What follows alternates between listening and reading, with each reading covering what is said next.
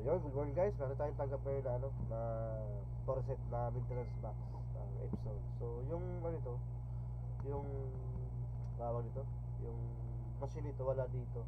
So tumatanggap kami ng mga ganitong mga reset ng ganitong maintenance box.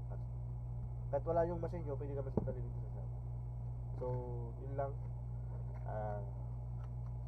Sa mga wala pang ganitong mga resetter na ganitong ilalagay ko to sa description box para kung sakaling gusto nyo bumili ng ganitong pang reset ng mga episode. So ang iba kasing episode na ngayon na bagong labas, may ganito ng maintenance box. So iba to yun sa iba to yun sa counter reset ng episode. So ito yung pang reset naman dito sa box.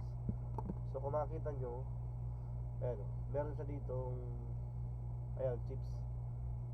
So yun, ito yung re-reset natin using these tools. So ito naman, naman tong tools na ito, available naman sa online. So kung namamahalan kayo dito sa tools, meron naman chips na nabibili. So kayo bahala kung anong gusto nyo, kung saan makamura. Pero sa akin, kasi maraming nagpapaano sa amin ganito dito, ang binili namin itong pang reset na lang. Kasi medyo mahal siya, pero lifetime mo naman sa mga gamit. So unlike dito sa chips, mura siya, pero every time na mapupuno yung niya, papalit ka ng chips. So kung meron kang ganito na pang reset, mas madali. So pwede mo siyang dalhin kahit saan, kahit kung service ka, dadali mo itong itong pang reset lang.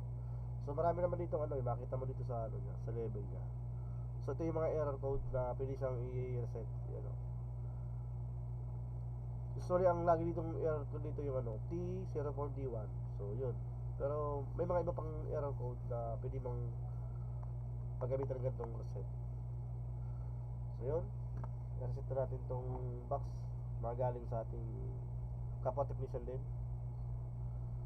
So madali lang naman to gagantuin mo lang siya, itatapat mo lang yung mga pins dun sa sa chips.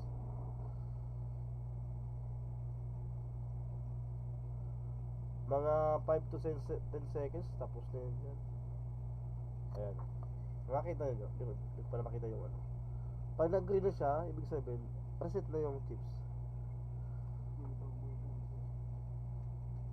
Ayan, nag-green na siya, ibig sabihin reset na yung chips. So ganun lang kadali. So yung guys, so next time ulit tayo pag may tayo tanggap na ganitong box. So sa gusto magkaroon ng ganito, ilagay ko sa description box yung link kung saan ko ito nabili. So yun lang, salamat, thank you.